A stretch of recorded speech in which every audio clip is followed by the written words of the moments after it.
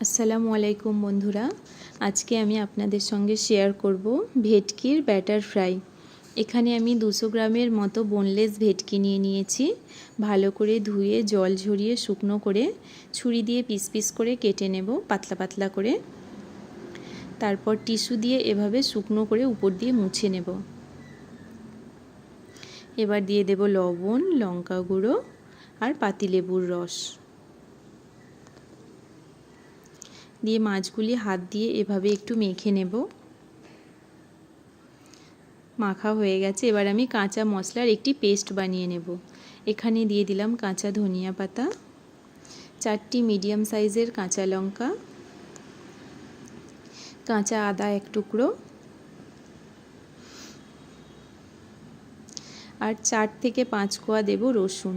অল্প একটু লবণ দিয়ে পেস্ট বানিয়ে নেব। এবার এই পেস্ট দিয়ে মশলা মাখিয়ে রাখা মাছগুলি ভালো করে ম্যারিনেট করে নেব। ভালো করে ম্যারিনেট করা হয়ে গেছে, এবার আমি একটি বোলের মধ্যে মাছগুলি ঢেলে দেব।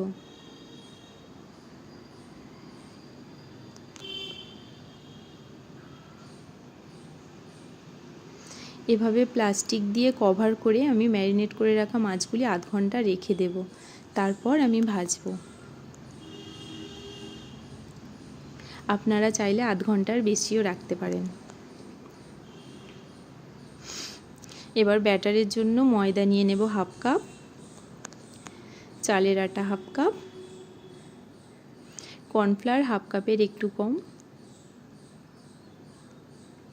বেকিং পাউডার 1 চা চামচ, লবণ দেব স্বাদ মতো আর জিরা গুঁড়ো হাফ চা চামচ।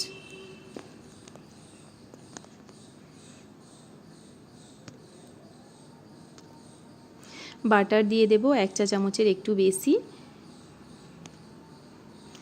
এবার আমি হাত দিয়ে এভাবে ঘষে ঘষে ভালো করে ময়ান দিয়ে নেব। এবার দিয়ে দেব 2টি ডিম।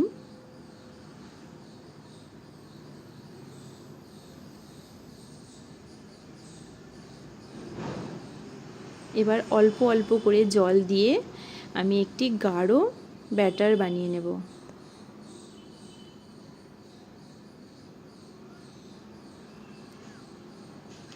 দেখুন, খুব সুন্দর একটি ব্যাটার, স্মুথ ব্যাটার তৈরি হয়ে গেছে, একদম গাঢ়, এর মধ্যে কোনো লাম্পস নেই। আমার ব্যাটার একদম রেডি। এবার মাছগুলি ভেজে নেব। এখানে ভাজার জন্য কড়াই দিয়ে দিয়েছি সাদা তেল। তেল গরম হলে একটা একটা করে মাছগুলি এবার ভেজে নেব।